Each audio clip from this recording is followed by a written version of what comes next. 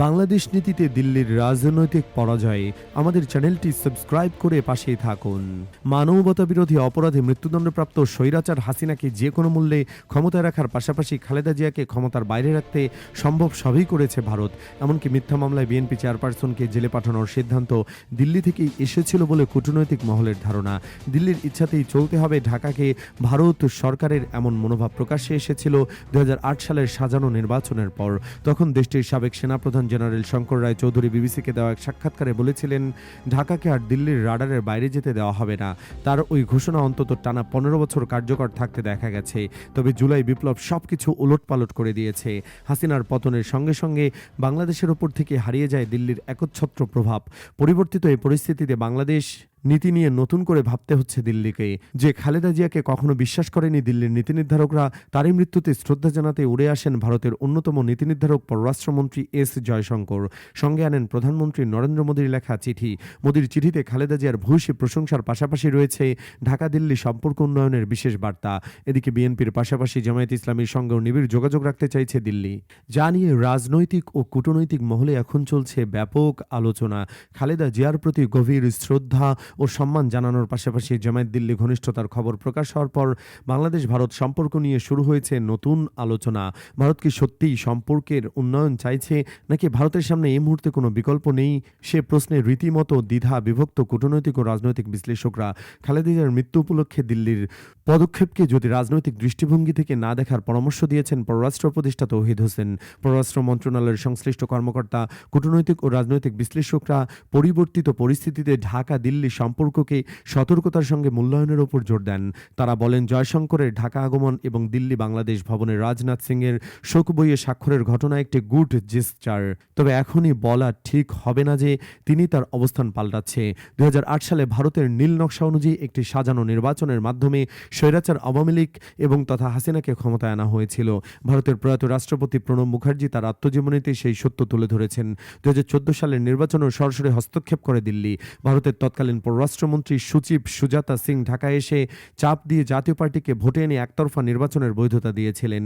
2018 সালের রাতের ভোট এবং 2024 সালের ডামি নির্বাচনেও অকুণ্ঠ সমর্থন জানিয়েছিল এই স্বৈরাচার দিল্লি।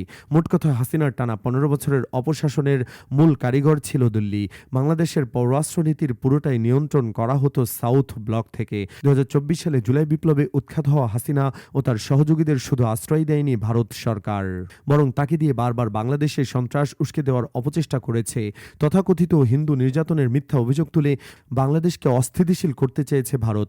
ডক্টর মোহাম্মদ ইউনূসের নেতৃত্বাধীন অন্তর্বর্তী সরকার এবং জুলাই বিপ্লবকে কোনোভাবেই মেনে নিতে পারেনি দিল্লির নীতি নির্ধারকরা। ইউনূস সরকারের পক্ষ থেকে দিল্লি নির্ভর পররাষ্ট্রনীতি থেকে বেরিয়ে একটি স্বাধীন ও ভারসাম্যপূর্ণ পররাষ্ট্রনীতি গ্রহণের পদক্ষেপ রীতিমতো ভাবিয়ে তুলেছে সাউথ ব্লককে। কূটনৈতিক বিশ্লেষকরা বলছেন, পরিবর্তিত পরিস্থিতিতে ভারতের সেভেন সিস্টার্সের নিরাপত্তা এবং আঞ্চলিক ভূরাজনৈতিক প্রেক্ষাপট বিবেচনায় বাংলাদেশ নীতি নিয়ে নতুন করে ভাবতে শুরু করেছে দিল্লি। যে জামায়াত ইস্যুকে কেন্দ্র করে বিএনপির সঙ্গে চরম বৈরিতা দেখিয়েছে দিল্লির নীতি নির্ধারকরা, আজ নিজেদের প্রয়োজনে জামায়াতের সঙ্গেও ঘনিষ্ঠ সম্পর্ক গড়ে তুলতে তৎপর দিল্লি। বিএনপির পাশাপাশি জামায়াতের সঙ্গেও দিল্লির সম্পর্ক উন্নয়নের বিষয়ে অবগত সাবেক একজন পররাষ্ট্র সচিব আমার দেশের সঙ্গে আলাপকালে বলেন, আমি মনে করি ভারত তার অতীতের ভুল থেকে বেরিয়ে আসতে চাইছে।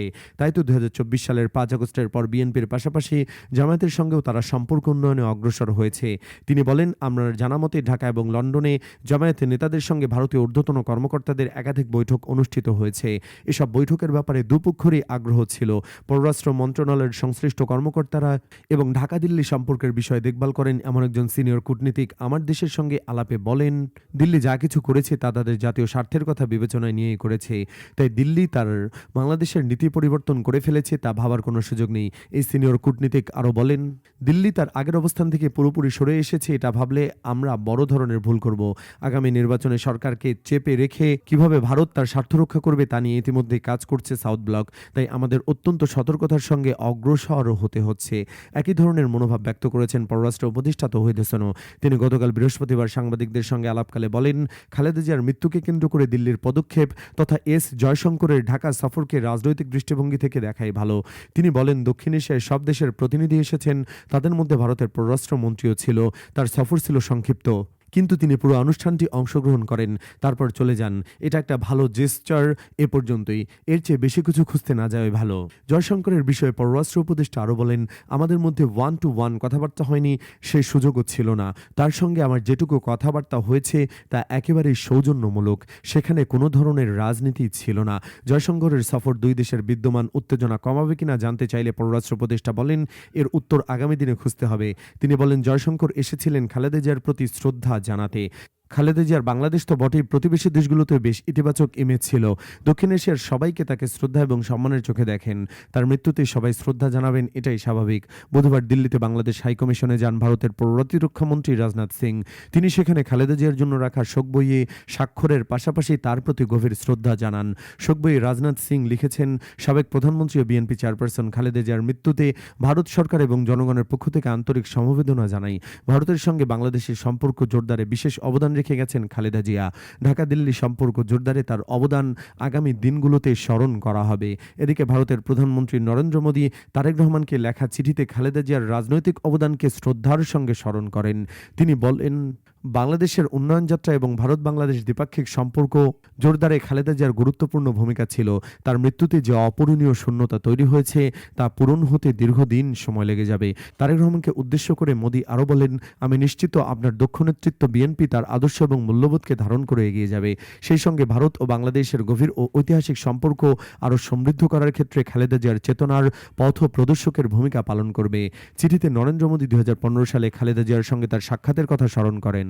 নতুন এ পরিবর্তিত পরিস্থিতিতে ঢাকা দিল্লি সম্পর্কের বিষয়ে নিজের মূল্যায়ন তুলে ধরে বিশিষ্ট আন্তর্জাতিক বিষয়ক অধ্যাপক এম শহীদুজ্জামান আমার দেশকে বলেন, বিগত আওয়ামী লীগ সরকার 15 বছর ভারত বাংলাদেশ নিয়ে কি করেছে তা আমাদের সবারই জানা। হঠাৎ করে তারা সবকিছু পেছনে ফেলে ঢাকার সঙ্গে উষ্ণ সম্পর্ক গড়তে চাইছে, তা ভাবার কোনো কারণ নেই। আসলে তাদের সামনে কোনো বিকল্প নেই। জুলাই বিপ্লবে স্বৈরাচার হাসিনার পতনের মাধ্যমে বাংলাদেশ ইস্যুতে ভারতেরও রাজনৈতিক পরাজয় হয়েছে, কারণ ভারত তো হাসিনাকে আজীবন ক্ষমতায় রাখতে চেয়েছিল। তিনি আরও বলেন, সম্প্রতি বাংলাদেশের প্রধান রাজনৈতিক দলগুলোর সঙ্গে সম্পর্ক উন্নয়নের চেষ্টা এবং খালেদা জিয়ার মৃত্যুকে কেন্দ্র করে মোদী সরকারের নেওয়া পদক্ষেপ নিয়ে আমার মনে সন্দেহ আছে।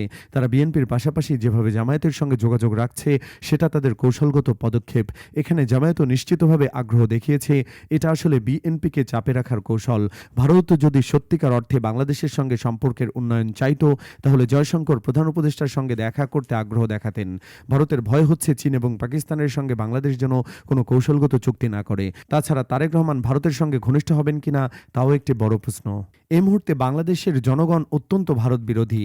এই বিশ্লেষক আরও বলেন, আমাদের মনে রাখতে হবে ভারতের মূল উদ্দেশ্য কিন্তু আওয়ামী লীগকে বাংলাদেশের রাজনীতিতে প্রাসঙ্গিক রাখা।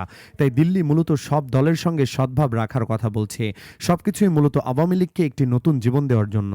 তবে খালেদা জিয়ার মৃত্যু উপলক্ষে মোদির চিঠি নিয়ে জয়শঙ্করের ঢাকা আসাকে একটি গুড গেস্টার হিসেবে নিয়েছেন বিশিষ্ট রাষ্ট্রবিজ্ঞানী অধ্যাপক ডক্টর দিলারা চৌধুরী। এ ব্যাপারে তিনি আমার দেশকে বলেন, জয়শঙ্করের ঢাকা আসাকে আমরা ইতিবাচক হিসেবেই দেখি, কিন্তু দিল্লি জানে বাংলাদেশের জনগণ এই মুহূর্তে প্রচণ্ড ভারত বিরোধী। তারা বিএনপি এবং জামায়াতের সঙ্গে যোগাযোগ রেখে একটি বার্তা দিতে চাইছে, কিন্তু ভারতকে বিশ্বাস করার কোনো কারণ নেই। ভারত আসলে সেভেন সিস্টার্সের নিরাপত্তা নিয়ে অত্যন্ত উদ্বিগ্ন। তারা আসলে ঢাকার কাছে সেভেন সিস্টার্সের নিরাপত্তার নিশ্চয়তা চায়। দিল্লি জামায়াতকে সহ্য করবে এটা আমি মনে করি না। এই রাষ্ট্রবিজ্ঞানী আরও বলেন, ভারত আসলে হাসিনার সময় যেসব চুক্তি করেছে তার সবকটি এখনও কার্যকর হয়নি। তারা চায় এই চুক্তিগুলো যেন বহাল থাকে। এ ব্যাপারে আমাদের সতর্ক থাকতে হবে। জুলাই বিপ্লবের প্রসঙ্গ টেনে দিলার চৌধুরী বলেন, ভারত এখনও জুলাই বিপ্লবকে মেনে নিতে পারেনি। তারা জুলাই বিপ্লবের স্পিরিটকে ব্যর্থ করতে চায়। জুলাই বিপ্লব কেবল হাসিনার নয়, দিল্লিরও পরাজয় ঘটিয়েছে। এতক্ষণ আমাদের সাথে থাকার জন্য ধন্যবাদ।